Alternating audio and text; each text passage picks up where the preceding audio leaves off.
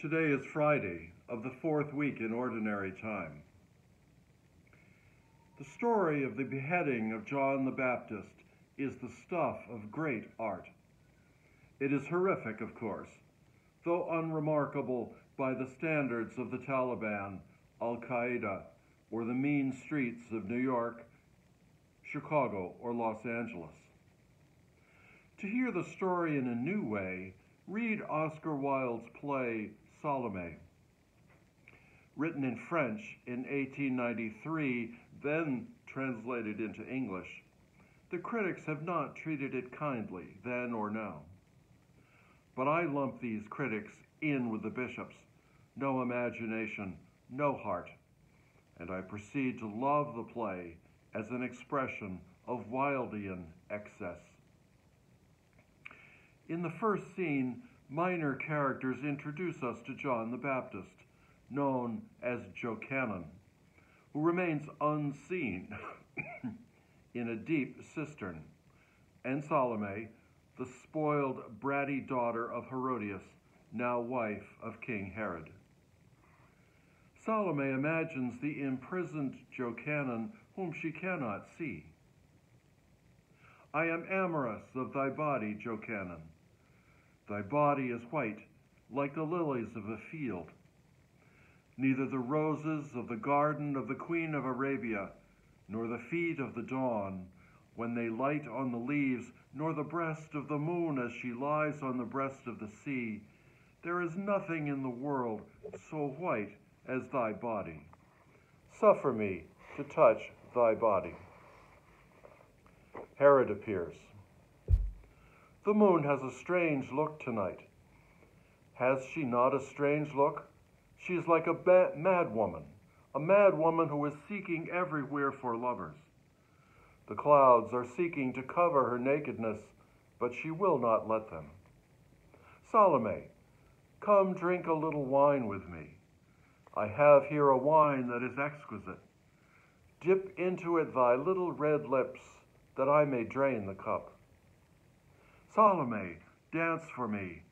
I am sad tonight. Yes, I am passing sad tonight. When I came hither, I slipped in blood, which is an ill omen.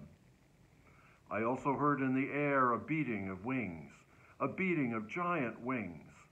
I cannot tell what that may mean. Salome dances, and then asks for the head of Jochanan. Delivered the head, she caresses and kisses it. The actors leave the stage, and Herod's last words command his soldiers to kill Salome. So, what do we have here? All that is vile in human life, but only too true. Immediately following this narrative, Jesus says to his disciples, "Come away to a deserted place all by yourself and rest a while." And the text adds, "For many were coming and going, and they had no leisure even to eat." The stress of work, of taking care of other people's needs, the emotional burden of John's death, a death that must have been common enough in that era. Us too, the stress of COVID, the need to care for family and friends, the burden of the workplace and the corruption around us. We need to hear Jesus' admonition too. Come away to a deserted place and rest a while.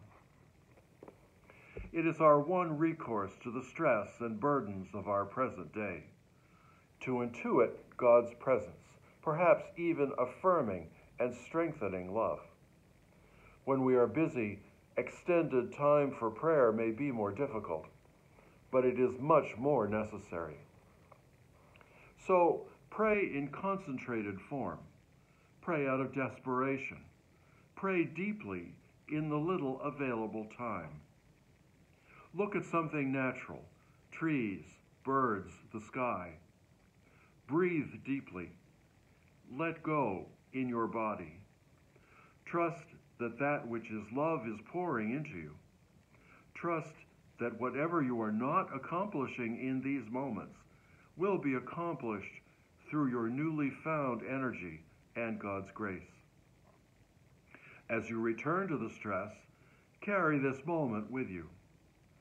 Avoid sabotaging your recent moments of rest. The reality of this proves itself in time.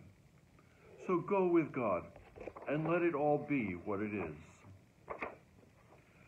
Go back to the quiet place as often as possible. Love your neighbor as yourself. Honor your neighbor, honor yourself. Care for neighbor, care for self. These are ancient commandments, and God blesses us as we heed his word. So invite God into the moments of your day. It will make all the difference.